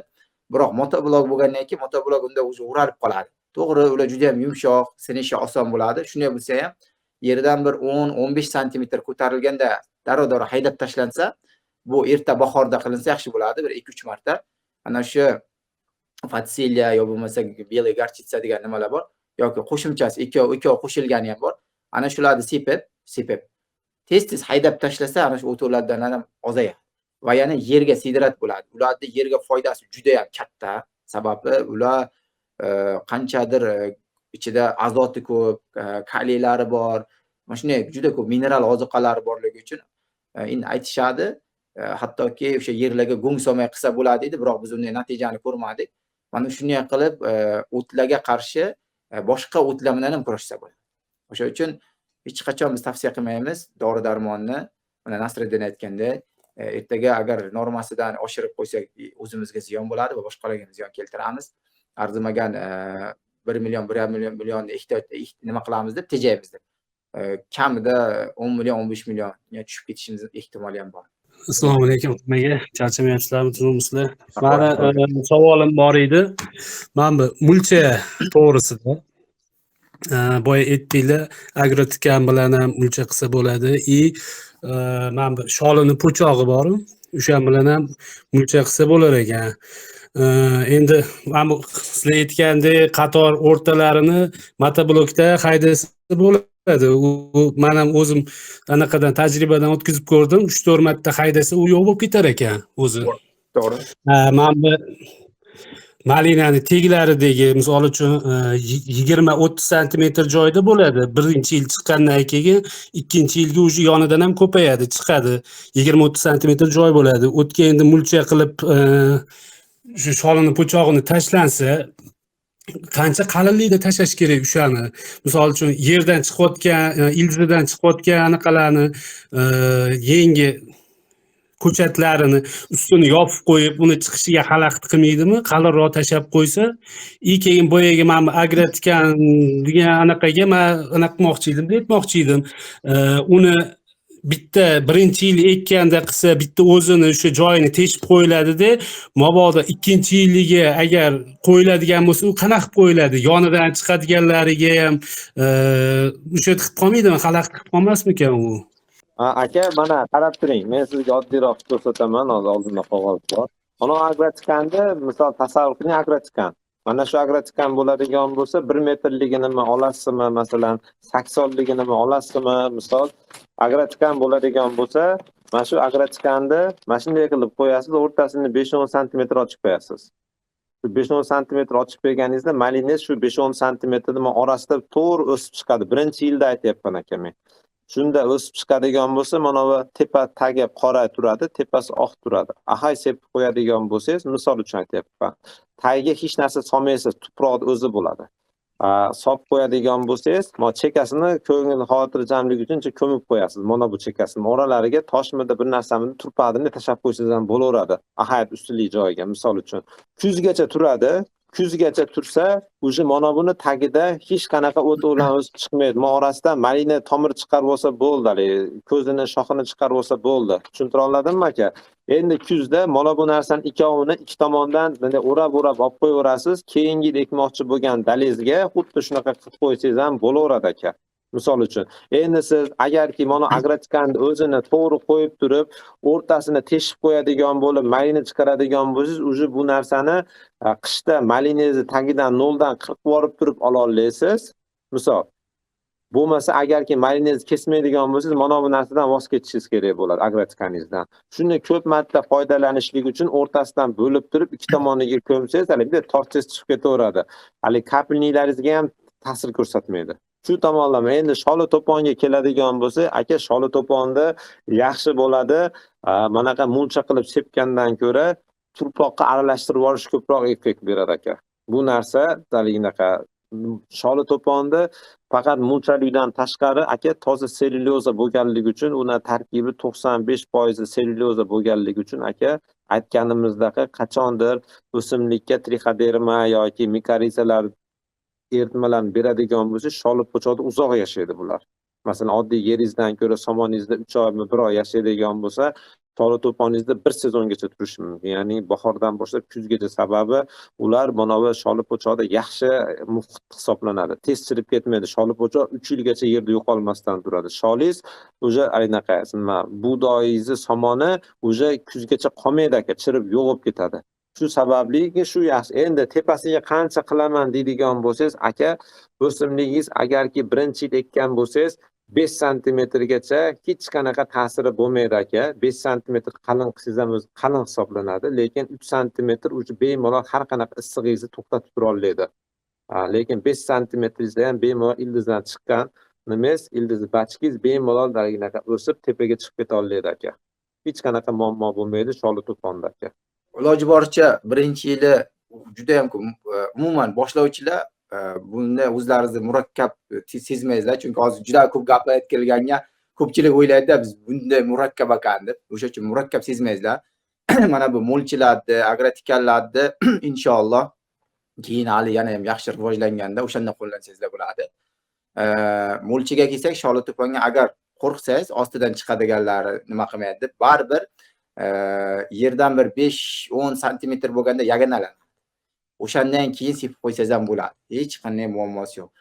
Aslida o'sha shunday mulch qilgan joylarda sug'orish ham yaxshi bo'ladi va suv tuzdan tuz yerga tushib qotirmaydi yerda. Undan keyin har xil ostida qurt-qumursqalar paydo bo'ladi. Ziyonkash qurt-qumursqalar emas, naborat foydali qurt-qumursqalar paydo bo'ladi, chivolchaklar paydo bo'ladi. O'sha uchun bu mulchi juda ham yaxshi foyda beradi. Somonmi yoki mana sholin to'ponimi yo shunga o'xshagan narsalar. Uni farqi yo'q. O'sha uchun ikkinchisi, agar doimiy o'tuvlardan qutulaman deb mana shunday agrotikalardan foydalansak, yerga ishlov berish degan narsadan biz voz kechilib qolamiz. Malinaga qancha yerga ishlov bersangizlar, u shuncha yaxshi bo'ladi. Masalan, Yevropa shu bilan ishlayapti-ki desak, ular bo'lgani 1 yo 2 mavsum ishlaydi. Ular bilgan oziqa, ular bilgan qilgan narsa yerdagi nimalar biz u daraja hozircha qilib bera olmaymiz. O'sha uchun harakat qilinglar. Doimo motoblok bilan yoki ketmon bilan yo belkirog bilan ishlaganga, o'shangagina sizga ko'proq to'g'ri, endi agar ish kuchini yengaman yo bir nima qilaman desangizlar bo'ladi. Uni muammosi yo'q. Biroq o'zlaringizni qiynamay, o'sha yengil yo'li mexanik yo'l bilan tozalab, mexanik yo'l bilan ishlab bersangizlar, o'zlaringizga yengil bo'ladi. Mulchidan xijolat bo'lmaysizlar. O'zi mulchi bilan ishlash kerak asli. Juda ham yengil bo'ladi. Biz hozirroq joylarimizni shu mulch qilib ko'rdik, vaqtimiz yetmaganga tashlab qo'yganmiz. Keyin o'zi malinalar o'sib ketdi. Biroq mulch bilan ishlagan yaxshi bo'ladi. O'shanga o'tamiz. Sekin-sekin mana hozirdan o'shalarni rejasini qilyapmiz. Qachon somon tashlashimiz kerak, qayerdan olishimiz kerak, nima qilish kerak degan. Yana bitta aytdi, nima muzokara ko'pchilik gapimiz yengillatishda maqsad yengillatishimiz xalqning oson yo'lini o'rgatish. Hali aytganingizdek, malina ekishni qiyin ekan deb o'ylamanglar. Bu narsani men video qilib ham yo'lda ko'rsatuvdim. Mana Buxorodan kelayotganimda mana shu qanchalik chuqurda qilamiz degan savol bo'lsa, mana shu oddiy titrat daftar. Mana bu joyi 16 santimetr. 16 santimetr. Mana mashinchalik ariq olsanglar yerdan, mana mashinchalik 16 santimetr uzunligi bo'lsa, shunchalik primerni olib turib, malinalarni shunday yonbosh qilib ekib qo'ysanglar bo'ldi, o'sib ketaveradi malina. Haliga kavla, uni sol, buni sol, mulcha qil, u qil, bu qilmas. Mashinchalik qilib ekib qo'yinglar bo'ldi. Sizlarga bemalol shu birinchi yillarda o'zi birlamchi, ya'ni azbuka shakllanish uchun mashinada yetadi. Assalomu alaykum. Mumkin bo'lsa, bir narsa so'ramoqchi edim. Mumkin emas, zarur. Chunki biz o'sha uchun turibmiz. O'sha uchun zarur bizga savol javob. Rahmat borlaringga shukr.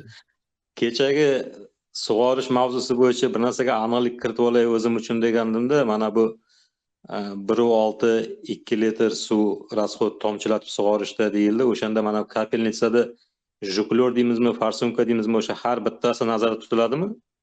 Ha. Har bitta teshikchadan soatiga 1.6 litr rasxod. Soatiga 1.6 litrdan 2 litrgacha tomadi. Endi asosiy universal hozir juda ko'p joyda 1.6. Juda ko'p joyda 1.6. O'shanga yana mana yozdik uni endi tavsiya qilinadigan mana bu narsa 40 gradusdan tepa bo'lganda gradus bitta malina masalan qancha litr suv sug'orish kerak? Qancha litr suv iste'mol qiladimi? Qanday savol to'g'ri bersam bo'ladi, tushundingiz? Tushundim. Eng to'g'risi iloji boricha uni kontrollash qiyin. Mana uncha litr ichadi, mana uncha qilasiz deb u suvni hech qachon hech kim mana shu normasi endi to'g'ri kitoblarda yozilgan, biroq amalda uni qilish qiyin. Avvalasi sizni yeringizni nimasiga qaraydi.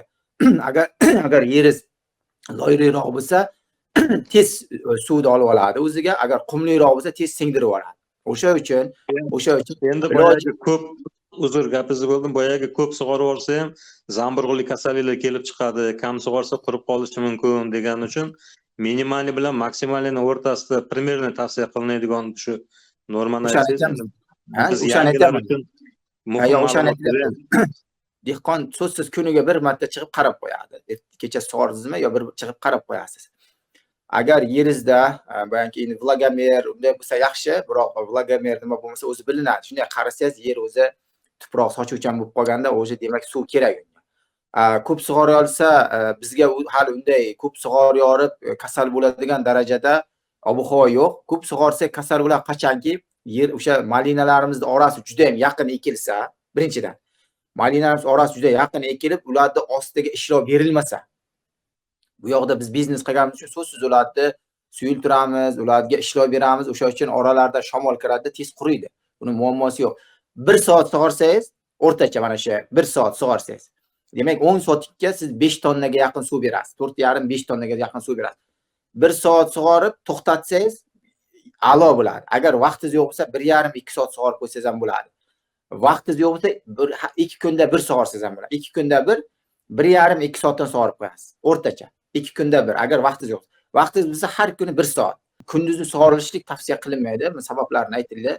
Quyosh nuri tushadi, suvlar muzdoq bo'ladi, yer issiq bo'ladi va hokazo va hokazo. Yani suvlar parlanadi undan keyin va nimaga ta'sir qiladi, o'zicha yesiga ta'sir qiladi. O'sha uchun shu erta bilan kechga sug'organcha 1 soat agar kun juda issiq bo'lganda. Vaqtingiz bo'lmasa 2 kunda 1 kun o'tkazib 1,5-2 soatgacha sug'organingiz yaxshi. Mirzo aka, men yana qo'shimcha qilib qo'ymoqchiman.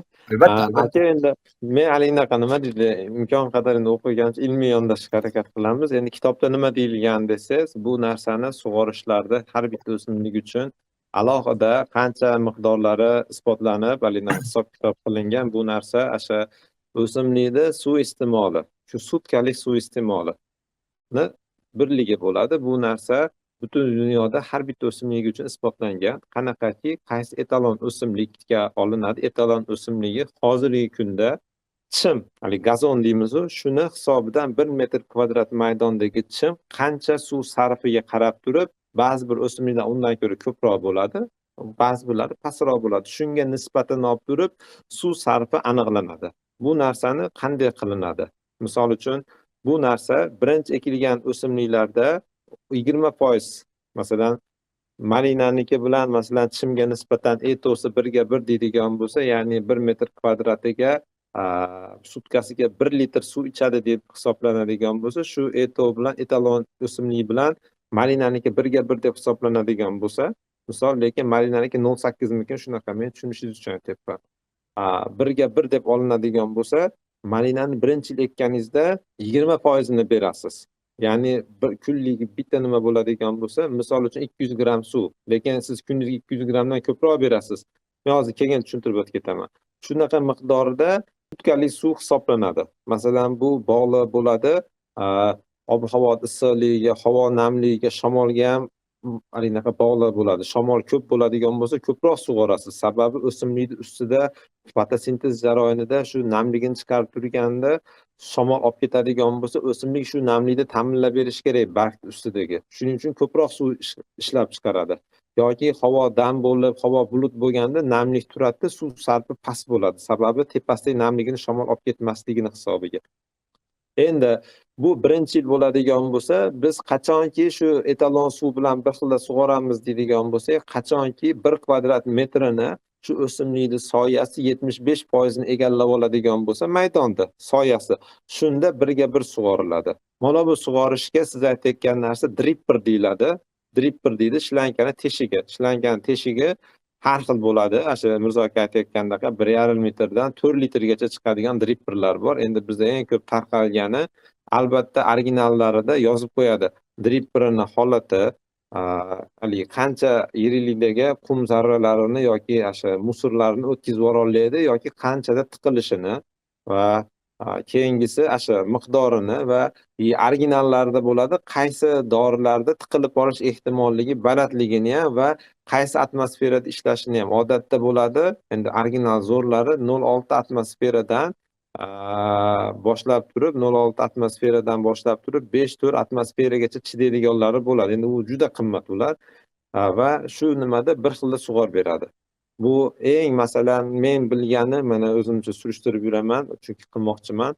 Eng arzoni, biz uchun eng qulayi, masalan, meni nimam sharoitimda eng qulayi, eng optimali, men biror reklama qilish emas. Bitta shlankani nomi bor edi, esimga kelsa yozib qo'yaman. Rubiris degan, Rubirismi, Riburismi degan firmani shlankalari. Men ko'rganim, Xorazmda ko'rdim shu narsani. Xorazmda o'sha Amudaryodan tushayotgan suvdan, Amudaryoda daryodan to'g'ri olinib, oddiy qum filtrdan o'tib ketyapti-da, shu tiqilmayapti 2 yildan beri. Grammi, litri pasaymayapti. Men lekin hali suvni olib bankada ko'rsangiz, orqasi ko'rinmaydi suvni. Shunaqa xiral, shunaqa layqa. Shu suvda shu kapelning dripper lentalari tiqilmasdan ishlayotgan, shuning uchun narxi ham biz o'zimiz oddiy neolaynerlardan ko'ra bir 10-15% qimmat ekan xolos, lekin biznikilar neolaynerlarni bir yilda 2 marta almashtirishga moslangan bo'lsa, bu ruburislarniki 2 yildan beri almashtirmasdan ishlatishyapti ekan. Shuning uchun men shu riburismi degan firmani lentasiga qiziqdim men to'g'risi. Nasriddin bir narsani nima qilizda, Nasriddin kitobdan kitobiy qilib bizga tushunarli bo'lishi uchun nuqta virgulgachayin masalan hozir Nasriddin aytgan gaplarda nafaqat men tilim kelishmayapti, men miyam уже qabul ham qilmay qolyapti-da. O'sha uchun Nasriddin kitobiylarda aytibdi. Erta bir kun Alloh nasib qilsa bo'ladi. Men bo'lsa dehqonchasiga o'zim qilgan ishni aytayapman-da. O'sha uchun o'shaning o'rtasida bo'lamiz aka. O'shaning o'rtasini olasizda. Masalan, bizning yerimiz qumoq. Men ko'rsatganman toshdek. Toshdek men ko'rsatganman, yaxshi toshdek. Men qanday sug'oraman? Men motorimiz ozroq bo'lganligi uchun, motorimizda ob'yom ozroq bo'lgan, bu biz ilmsizlik qilib qo'yganmizda, turbalarimiz ham ozroq bo'lganligi uchun dalamizda 6 ga bo'lgan, 6 kartaga. 6 karta, 7 kartaga bo'lib qo'yganmiz. Issiq bo'lganda 3 soatdan sug'oraman gohida. 3 soatdan, gohida 2 soatdan. O'zi mana bu nimam tugaguncha bir kartamni boshlab keyingi karta, oxirgi kartam tugaguncha bu kartam o'sib qoladi. Keyin bir kundan keyin. O'sha uchun bu masalaga hech qanday muammo yo'q. Endi sal kun salqinlay boshlaganda men uni bir kunga sug'orib qo'yaman. 1 soatdan.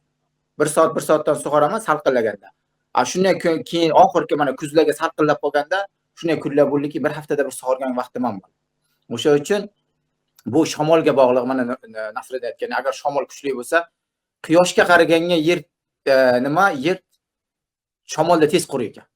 Bizda o'sha 2 gektarimiz bor edi, kun issiq bo'lsa bo'lmaydi, biroq shamol bo'lgan kuni ertasi kuni borsak, o'zi xuddiki sug'ormagandan yer oppoq bo'lib qoladi-da. O'sha uchun o'shanga ham qaraysizlar. Kamida 1 soat. 1 soatdan ozaytirmaysizda iloji boricha, u oz bo'lib qoladi, suv yetkazmay qoladi. Albatta ikki tomondan ikkita tomchilatib sug'orish tintasini berish kerak. Assalomu alaykum ustozlar, yaxshimisizlar? Va alaykum assalom va rahmatullohi va barakatuh. Ikkita savolim bor edi. Birinchi savolim mana malinani sortlari buzilishi haqida. Qaysi unga asoslanib sortlar buzilishi mumkin?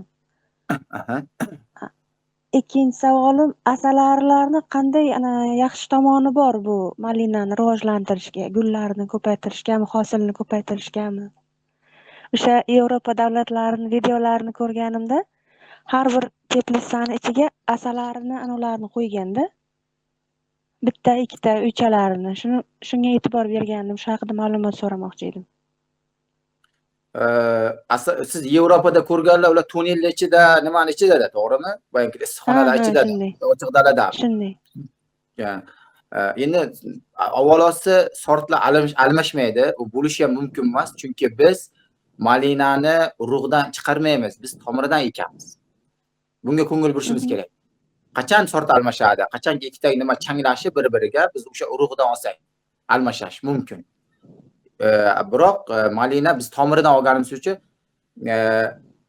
hajmi, o'sha mevani nimasi almashishi mumkin. Hajmi, ko'rinishi yo bir mazasiga ta'sir qilishi mumkin o'sha vaqtda. Biroq umuman navga ta'sir qilmaydi. Masalan, ko'p joylarda yaxshi emas malinalarga kuchsiz malinalar yoniga kuchli malinalar ekib qo'yadi. O'sha nimasi ta'sir qilsin-da deydi, changi ta'sir qilib, o'sha mana kuchsiz ham kuchlansin degan maqsadda. Ko'p masalan mana Rossiyada shunday ekan. Endi bizga mana Nasriddin aytib ketgandek, gullash vaqti bir-biriga to'g'ri kelib qolsa, o'sha vaqtda changlanishib qolishi mumkin.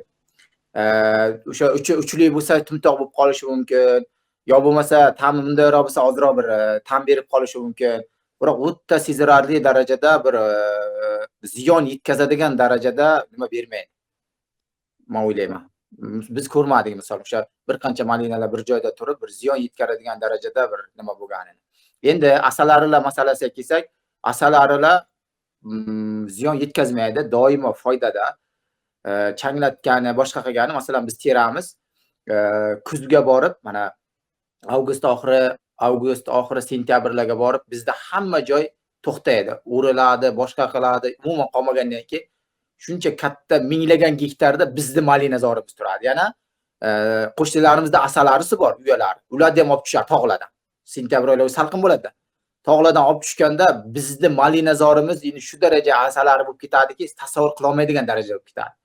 Hech qanday ziyoni yo'q, gullaganga, naborot changlaganga, boshqa qilganga yaxshi bo'ladi. Endi malinalarga kelsak, biz men hali ko'rmadimki, malinalar changlanmay qolib, bir hosildorligi nima bo'lib qoladi degan. Qachon changlanmay qolish ehtimoli bor? Qachonki gullab turgan vaqtda yomg'ir yog'ib qolsa yoki qattiq sovuq bo'lsa, o'shandagina ta'sir qiladi. Bo'lmasa malinalar bemalol changlanib hosil beraveradi. Haligi bunaqa mevalarda sorti buzilish tashxisi aytilgandaqa, shu ikkinchisi birinchisini changlab qo'yadi, bo'ldi. Bu narsa yechim oson. Shundan chiqqan ya'ni shu mevasi buzilib qolgan ko'chatini olib boshqa joyga borib eksangiz, ya'ni avvalgi ko'chatini mevasini beraveradi. Bu muammo emas u. Yoki yonidagini olib boshqa ekib qo'ysangiz, gullash payti boshqa bo'lsa, ya'ni hammasi o'z holiga tushib ketadi. Bu muammo emas. Endi siz Yevropada ko'rgan arilar shunaqa arilarki, ko'rgan bo'lsangiz, ularda ko'rinishi ham bir chiroyli bo'ladi. Biz arilarga o'xshamaydi. Ya'ni ko'chada uchib yuradigan asallarimiz, Mirzo aka aytayotgan arilar emas, ular maxsus arilar, ular asal qilmaydi. Ular alohida ko'paytirilib, ular ko'paymaydi, shu yashigida turadi. Ularda biz arilardan farqli tomoni, u arilar 10 gradus, 5 gradusda ham uchib yura oladi. Uchib yurib changlayveradi. Lekin biz arilarimiz o'sha adashmasam 20 gradusdan keyin iniga kirib ketadi, qaytib chiqmaydi. 20 gradusdan keyin. Bu arilar maxsus arilar, iminni changlantirish uchun bular shu bitta teplitsaga qo'yib qo'yadi. O'zi sortiga qarab turib, masalan 10 sotikka yetadigani bo'ladi, yarim gektarga yetadigan arilari bo'ladi. Shuni qo'yib qo'yadi. Shu 2 oymi, 1 oymi changlab turib, sekin anaqa o'zi ozayib ketadi. Masalan, boshida 1000 ta arisi bo'lsa, ichida o'zi sezon oxirida, ya'ni oyda oxiridamida boshqasida qarasangiz 50 ta 60 ta qolgan bo'ladi ichida. U ya'ni o'zlarini u hayotiy narsasi maqsadli chiqartirilgan, ya'ni genetik chiqartirilgan arilar bu. Shu gulni changlatib beradi xolos. U asal ham chiqarmaydi, boshqa asosiy ishi gulni changlatib berish bo'ladi xolos. Assalomu alaykum. Va alaykum assalom va rahmatulloh. Boya shu opani savollariga uzr so'rayman, qo'shimcha qilmoqchi edim. Opa, asalari malina uchun doim foyda, lekin aslida sababi o'zim o'sha tajribadan o'tkazgan joyimiz bor. Mahallada asalarichilar bilan shu malinachilarni xonadonlarga ekadigan aka-ukalarni men o'zim qo'shnim asalarichi yaxshi. Bir necha yildan beri qiziqaman, o'zimda ham bor. Asalari malinachilikka foyda keltiradi. O'sha hosilni ko'paytirishda ham, boshqa ham sizgidan ozuqa talab qiladi malina shunda. Mevalar kichik bo'lib qolmasligi kerak. Sababi yaxshi gullab, yaxshi changlanadi. Yana bir zo'r narsa, misol uchun 1 gektar malinazoringiz bo'lsa, men o'qigan joyim bor. 2 tonnagacha asal berishi mumkin. Siz mevadan kuchli daromad qilmagan holatingizda ham asaldan bemalol daromad qila olasiz. Shunaqa joyi bor. Asalari har doim sizga foyda keltirgan. Shuning uchun kim agar kuzatgan bo'lsa, Amerika dehqonchilik, bog'dorchilikda asalarichilik bilan bog'dorchilik doim parallelni yuradi. Aytmoqchi bo'lganim, amerikalik fermerlar, o'sha bodom yetishtiruvchi fermerlar, ya'ni bog' o'sha deylik, qaysimiz o'sha mevalari eksport qiluvchi fermerlar asalari boquvchilarga pul to'lar ekan. O'sha yilni qaysidir grafikida, qaysidir kalendar kunida bog'iga borib, o'sha bog'da o'sha yurg'izib bergani uchun asalarichilarga pul to'lar ekanda, ular parallelni ish tashkil qilishar ekan. Ana shuning uchun agar sharoiti bo'lsa, malinazoringizni chetiga asalari bo'lgani sizga har doim foydadan xoli bo'lmaydi. Bismillah. Kimda qanday savollar bor? Hurmatli dehqon opa, dehqon akalar. Assalomu alaykum. 5-6 minut qoldi. Va alaykum assalom va rahmatullohi. Assalomu alaykum. Savolim bor edi. Bismillah. Alaykum assalom. Bemalol. Ko'chat qurish uchun transheya qozdirdim. Shu transheyani ichidan oq qurt, dehqon qurt deymizmi, ana shunaqa qurtlar chiqibdi. Buni qanday yo'qotsa bo'ladi? Nima qilish kerak? Aktara degan dori bor. O'sha aktarani 1 litrini 500 litr suvga qo'shib, o'sha sochish kerak. Endi yer maydoniz qancha bilmadim. Bu qurtlar ziyonli deb aytmayman, juda ham ziyonli deb aytaman. Qanday holatda bo'lmasin, bu xohlasin mayizga qurt bo'lsin, xohlasin boyagi tilla qurt bo'lsin. Ular mayizga qurt bo'lsa tomirga ziyon yetkazadi, tilla qurt bo'lsa erta chiqib mevasiga ziyon yetkazadi, gullariga ziyon yetkazadi. O'sha uchun hozircha ximический yo'li mana shu nima aktariga bir 500 litrga 1 litrini qo'shib yerga sochasiz, keyin haydab tashlaysiz. Bu birinchisi. Ikkinchisi, unday bo'lsa siz hozir ekmaysizda, keyingi yil kuzgacha chuqurroq qilib bir 2-3 marta yaxshilab haydatasiz. Bularni tuxumi mana shu 40 santimetrgacha bo'lgan joyda turadi. 30-40 santimetrgacha bo'lgan joyga turadi. Sababi u yoqlar muzlamaydi, sovurmaydi. O'sha uchun u yoqda ular uya qurib olib, o'sha yerda ko'payadi. Shunday qilib 2-3 marta yaxshilab haydab, iloji boricha ekmay, misol mayli bir mavsum ozroq yutqazasiz, biroq ekib olib keyin yana 2 mavsum kutib qozib tashlab yana boshqatdan ish qilganingizga qaraganda yaxshiroq. Endi bor masalan mochavina deydi, azotlar bilan mana kontaktni qilib qilsa bo'ladi, boshqa qilsa bo'ladi. Biroq keyin muammo bo'ladi sizga. Assalomu alaykum, opa, yaxshimisiz? Rahmat javob uchun. Hozir Nasriddin aka juda to'g'ri aytdilar ustoz. Dorilar ikki xil turda bo'ladi, hasharotlarga qarshi kurashadigan dorilar. Sistemli и kontaktni bo'ladi. Endi biz sal besabrligimiz borda kontaktni doriga o'rganib qolganmiz. Kontaktni dori ikkalasini ham o'ldiradi, qirib yuboradi. Sistemli dorilar ekinni tanasiga so'rilib, keyin o'sha unga keladigan zararli hasharotni o'ldiradi. Nasriddin aka juda to'g'ri aytdilar hozir. Siz kechqurun arilar iniga qaytgandan keyin dori sepasiz. Chunki katta ehtimol bilan yoz oylarida bo'ladi. Dorilar asosan plus 14 gradusdan plus 27 gradusgacha ta'sir doirasi kengroq bo'ladi. 99% holatda kechasiga to'g'ri keladi, shomdan keyin to'g'ri keladi. U vaqtda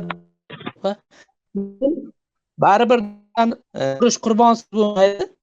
Ularni e'tibor olib ozgina suhbat qilsangiz, Xudo xolasa siz buni qilaydi. Asalari lekin foydasi juda katta. Mashaalloh. Rahmat. Assalomu alaykum ustozlar. Nasriddin, hali siz Alaykum assalom. agrovolokno haqida gapirib o'tib ketdingiz. Bir akamiz gruppaga yozdi. Uni o'rniga dedi, bizda dedi teplitsani salafanlari bor. Shuni yopsak bo'ladimi, bo'lmaydimi degan savolga aka uzr, o'qimadim, gruppadagi savollarni o'qimayapman hozir. Sababi men chatdaman. Aka, salafanni masalan agarki salafan endi shaffof bo'ladi, quyosh nurini o'tkazadigan bo'lsa, tagidan o'simlik o'sib chiqaveradi aka. Bu agrovoloknaniki tepasi qora, haliginaqa qora bo'lgani uchun kun o'tkazmaydi aka. Tepasidan ahadiyga sloy qilib qo'ysanglar, ahali sloy qilib qo'ysanglar, umuman haliginaqa qilmaydi. Nima deydi? O'tkazmaydi. Lekin mana bu salafan bo'ladigan bo'lsa, salafan kun o'tkazadi. Salafanni tagida bemalol masalan ko'kat, haliginaqa rediska, petiskalar o'sib chiqaveradi-yu, xuddi shunaqa bu ham o'sib chiqaveradi aka. Endi buni tepasiga ahad sepib qo'yadigan bo'lsangiz ham, haligi oq narsani nimasi yog'dusi tushib turadi, yeringiz qoraymaydi aka. Maqsad u yerda quyosh nurini tushirmaslik bo'ladi aka.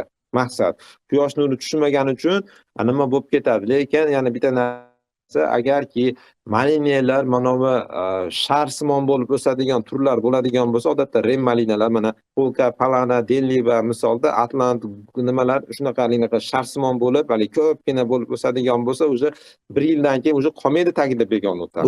Yarim metr qochib turadi tomiridan. O'zini o'zi malina o'zi anaqa nima deydi? Monopoliya bo'lib turib o'zi o'stirmaydi aka. Nimani ham o'stirmaydi, nimani ham nima deydi? Ularni ham o'stirmaydi, boshqa narsa. Hech narsani o'stirmaydi. Qamishni ham o'stirmaydi.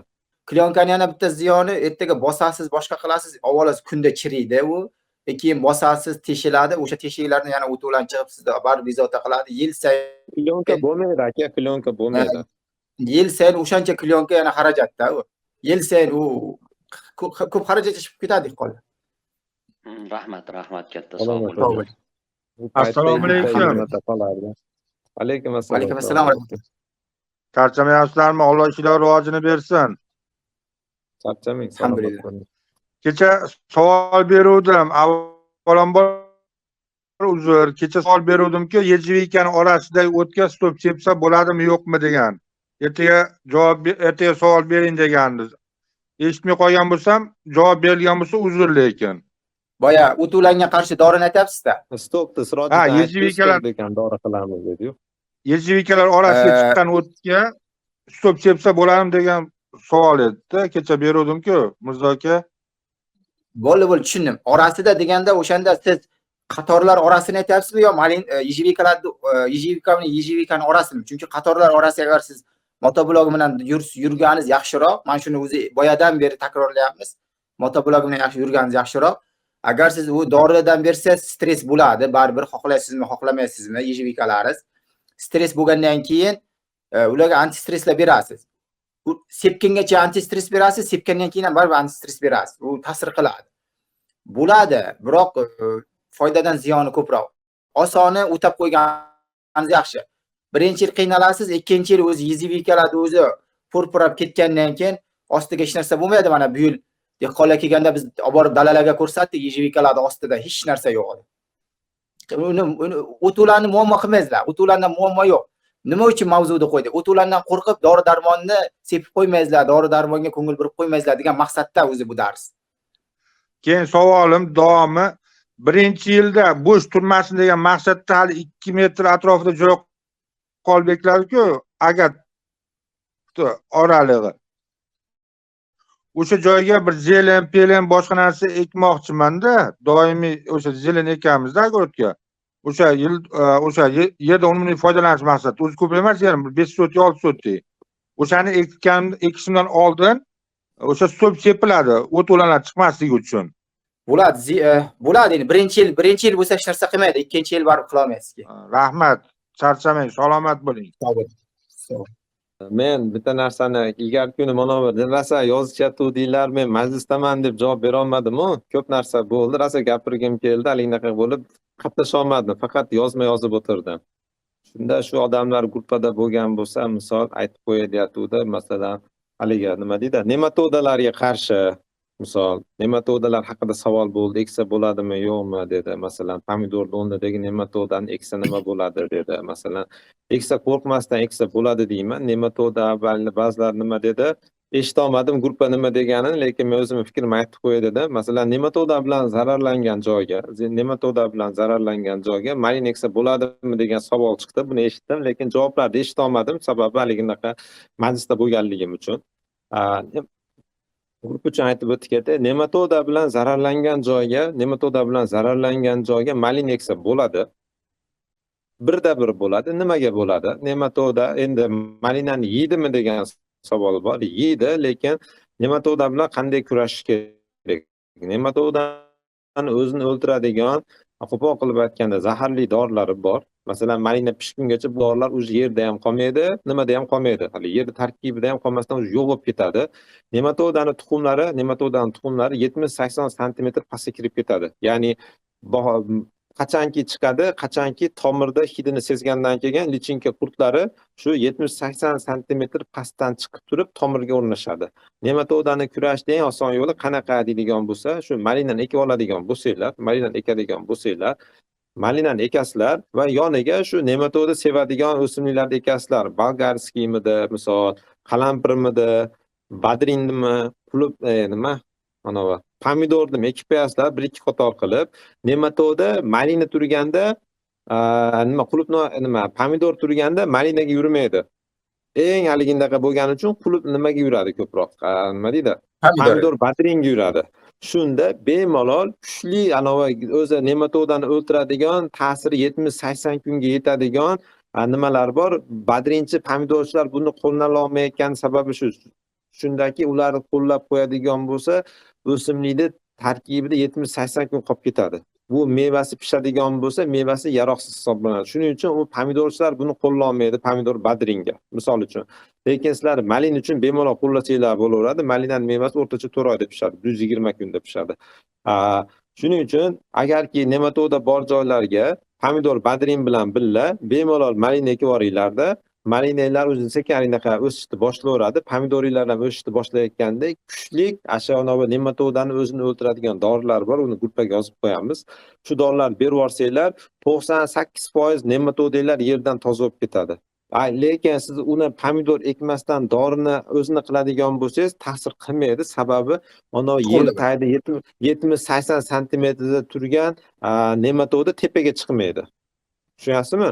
Uni tepaga olib chiqib olish kerak. Ya'ni o'sha uydan chiqarib olib turib, keyin kurashish kerak. Uni uyi pomidor bilan badrinda tomiri hisoblanadi.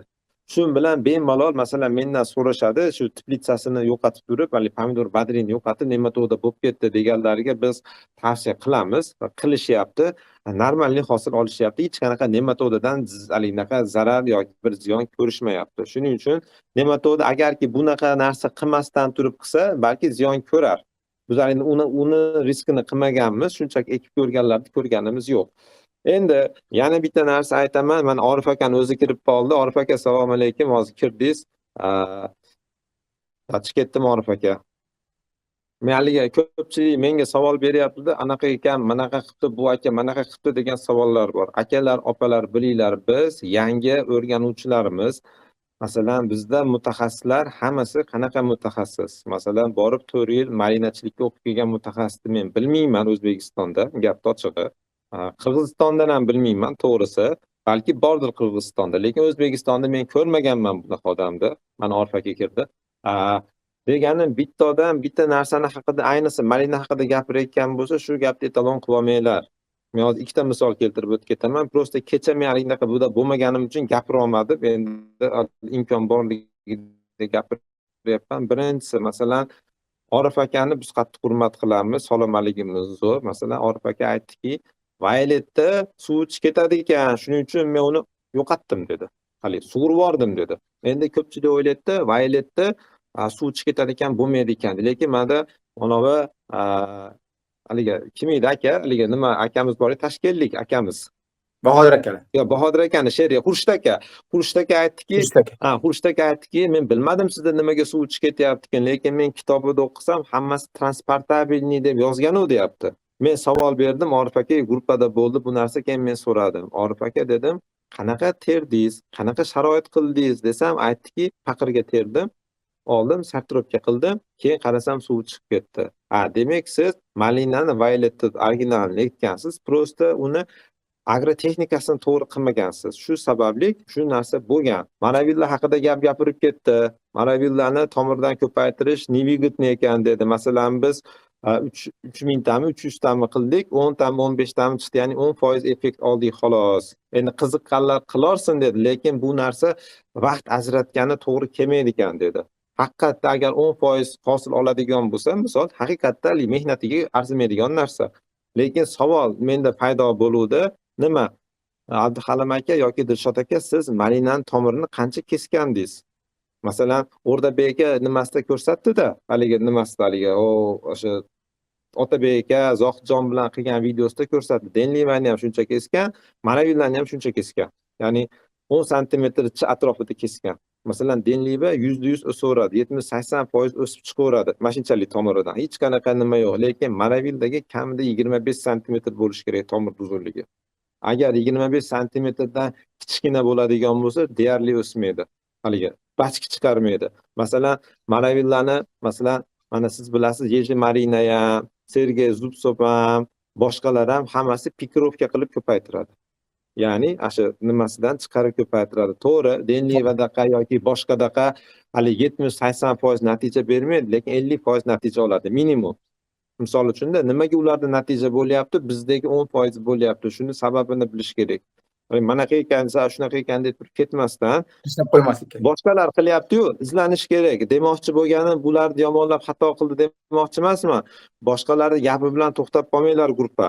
U odam ham ba'zi bir siz bilan bizga o'xshagan odamlarimiz hali qonimiz qaynadi, aytsa ham baribir qilib ko'ramiz. Hali haqiqatda bo'lmasligimiz, o'zimiz ishonchimiz hosil qilmoqchi bo'lamiz. Lekin nima deydi? Bu narsa yaxshi narsa. Hali birov aytsa ham, bo'lmaydi desa ham bir qilib ko'rish kerak. Unda o'xshamasa, bunda o'xshab qoladi. Misol uchun, iloyim men adashayotgan bo'lib, O'rdabek akaniki zo'r o'sib ketsin. Misol, haligi ham yo'q, xursand bo'laman o'sib ketsa, lekin tomirini, Maravillani tomirini kesishga ulgurmagan odamlarga tavsiyam, tomir ko'madigan bo'lsanglar, kamida 20-25 sm bo'lishi kerak tomir. Agar undan kalta kesib qo'yadigan bo'lsanglar, uni o'sib chiqish prognozi juda pasayib ketadi. Men o'ylaymanki, inshaalloh bugun qo'limizdan kelgancha harakat qildik. Ma'lumot berganga xato kamchiliklar bo'lsa kechirib qo'yasizlar. Bu yerda bo'ladigan mulohazalar tortishuv emas yoki bir narsani isbotlash emas yoki bizniki to'g'ri, birovniki noto'g'ri yoki bo'lmasa biz bu yoqda mutaxassis degan emas. Biz bilganimiz haqida ma'lumot beramiz. Qolganini albatta izlanib ko'ringlar. Inshaalloh umid qilamiz, hammasi yaxshi bo'ladi. Hammalaringizga rahmat, Alloh rozi bo'lsin. Tanki Salomat darsimizga bo'ling. yana uchrashguncha Alloh taolo o'sha kunga yetkazguncha sog' va salomat bo'linglar.